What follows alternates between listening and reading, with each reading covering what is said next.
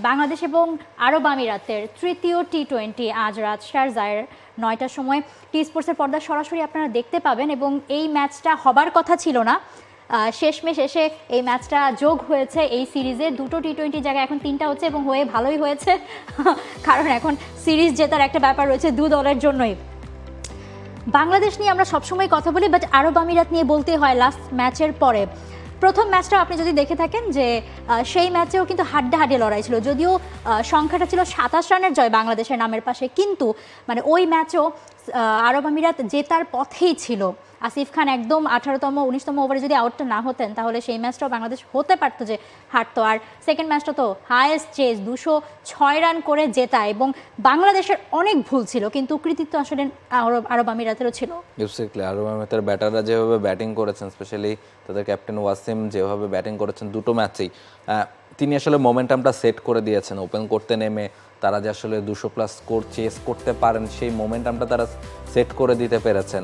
শুধু প্ল্যান করলেই হবে, টিভি পাইতে ক্যাপটাও তো খুলতে হবে। কোকা-কোলার এত বড় অফার, ক্যাপ খুলো, কোড দাও আর উত্তর দিয়ে জিতে নাও ফ্রিজ, টিভি, ফোন আর প্রতি বোতলে নিশ্চিত ক্যাশব্যাক। অন্যদিকে আমি বলবো বাংলাদেশের বোলারদের দোষ তো সবাই কম বেশি দিচ্ছেন যে এত রান বোর্ডে জমা করে দেওয়ার পরেও কেন আমরা সেটাকে ডিফেন্ড করতে পারলাম না, সেই দায়িত্ব অবশ্যই নিতে হবে। নাহিদ রানা দেখেন, তিনি আসলে এই ধরনের বোলিং তার কাছ থেকে আমরা ইন্টারন্যাশনাল এরিয়াতে এর আগে দেখিনি। খানিকটা নার্ভাসই ছিলেন কিনা নাকি প্রেসারটা ছিল এবং জেট ল্যাগও থাকতে পারে। তিনি যেভাবে ওই পিএসএল এ খেলতে গেলেন সেখানে যুদ্ধের পরিস্থিতিতে তাকে আবার ফিরিয়ে আনা হলো, এরপর আবার দুবাই গেলেন, সেখানে এয়ারপোর্টে কিছু সমস্যা হয়েছিল ভিসা নিয়ে, সেখানে দুদিন অবস্থান করেছেন, তারপর আবার দলের সাথে যোগ দিয়েছেন পরে, ফলে মানিয়ে নেওয়া বা শরীরে ক্লান্ত ছিল কিনা, কারণ যে ধরনের নো বল বিমার তিনি মারছিলেন মনে হচ্ছিল যে পুরো ফোকাসটা বা পুরো বডি তাকে সাপোর্ট দিচ্ছে না, সেই একটা ব্যাপার তো আছেই। আবার দেখেন শেষ ওভারে তানজিম সাকিব যেভাবে নো বল করলেন, খানিকটা আনইউজুয়াল, মানে মনে হচ্ছিল কোনো একটা জায়গায় ঘাটতি আছে। এবং আরেকটা জায়গায় যেটা কথা বলতে চাই যে বাংলাদেশের ব্যাটিংটা নিয়েও আপনি দেখেন যে যেভাবে বাংলাদেশ দল শুরু করেছিল, টপ অর্ডার থেকে যেভাবে রান এসেছে, শেষ 5 ওভারে অন্তত 60-70টা রান ইজিলি আসার কথা ছিল।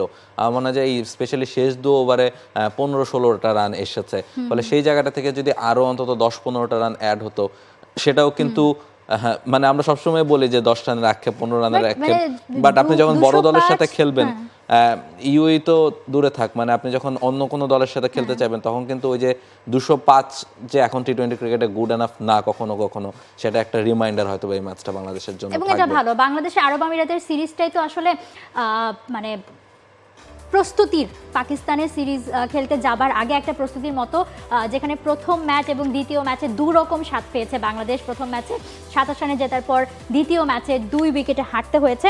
তবে হ্যাঁ, আরব আমিরাত ক্রিকেটের জন্য অনেক বড় একটা ব্যাপার, এবং আগের দিন যখন মানে ওয়াসিমকে জিজ্ঞাসা করা হয়েছিল তিনি বলেছেন যে এবার আসলে ভুল করতে চায় না। নিউজিল্যান্ডের সাথে তারা একটা ম্যাচ জিতেছিল 2023-এ, কিন্তু সিরিজটা জিততে পারেনি, 3 ম্যাচের সিরিজ ছিল। এবার আসলে বাংলাদেশের সাথে সেই জয়টা তারা না। আরেকটা ব্যাপার যে আমরা যেটা সবসময় বারবার বলছি যে ইউ এর সাথেও এই ধরনের ম্যাচ হচ্ছে, আসলে টি-20 ম্যাচ এভাবেই হয়।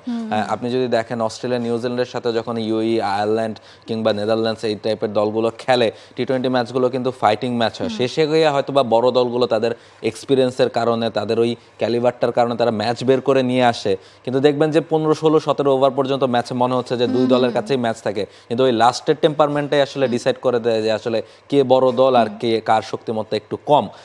ফলে ইউএই কিন্তু সেই জায়গাতে প্রথম ম্যাচটাতে হেরেছে। আপনি দেখেন 16 ওভার পর্যন্ত খুব ভালোভাবে ম্যাচে ছিল, তারা মনে হচ্ছিল তারা ম্যাচে জিতেই যাবে, কিন্তু সেই জায়গার ওই এক্সপিরিয়েন্স, মুস্তাফিজের এক্সপিরিয়েন্সের কাছে তাদেরকে হারতে হয়েছে। এবং সেকেন্ড ম্যাচটাতে দেখেন যে মুস্তাফিজ ছিলেন না, নাহিদ রানা ভালো পেসার বাট ডেবুটেন্ট ছিলেন, তিনি প্রেশারটা নিতে পারেননি, তানজিম সাকিব প্রেশারটা নিতে পারেনি, বাংলাদেশ ম্যাচ হেরেছে। ফলে এই ধরনের ফাইটিং ম্যাচে কিন্তু হয় আসলে টি-20 ক্রিকেটে স্পেশালি। এই কারণেই আসলে টি-20 ক্রিকেটটাও আইসিসিও চাচ্ছে যে ছড়িয়ে দিতে, এখন অনেকগুলো দেশ খেলছে, সবার মধ্যে ফাইটিং ম্যাচ হয়। আর ইউএই আসলে অনেক বেশি ম্যাচ খেলে তো আসলে তাদের ওই রেঞ্জের দলগুলোর সাথে, ফলে বাংলাদেশের থেকে আপনি হিসাব করলে দেখবেন যে টি-20 ম্যাচ অনেক বেশি খেলে ইউএই, ফলে তাদের মধ্যে সেই জেলিংটা, টি-20 এক্সপিরিয়েন্সটাও অনেক বেশি। বাংলাদেশ আসলে অনেক দিন পর টি-20 ম্যাচ খেলতে নামলো, খুবই স্বাভাবিক। এবং আরব আমিরাতের ঘরের মাঠ, যার কারণে তারা আসলে স্বাভাবিকভাবেই একটু সুবিধা তো তারা আসলে, কারণ তারা সেখানে প্রচুর পরিমাণে খেলে থাকে। বাট হ্যাঁ, আরব আমিরাত এবং বাংলাদেশের এই ম্যাচটা যদিও বাংলাদেশ এবং পুরো দেশের মানুষই সবাই হয়তো একটু হালকাভাবেই নিয়েছিল, এখন আর হালকাভাবে নেওয়ার সুযোগ নেই এবং এক্সাইটমেন্ট বেড়ে গেছে সেকেন্ড ম্যাচটাতে হারার পর। থার্ড ম্যাচটা আজকে কি হবে, পাকিস্তানে যাবার আগে সিরিজ জেতার একটা স্বাদ বাংলাদেশ নিয়ে যেতে পারবে কিনা সেটা সময় বলে দেবো, এবং সেটা দেখতে চোখ রাখতে হবে আপনাকে টি স্পোর্টসের পর্দায়। For more updates, subscribe to our YouTube channel and click on the bell icon. Follow us on Facebook and Instagram. Download T Sports app to enjoy exciting games and highlights. Visit tsports.com.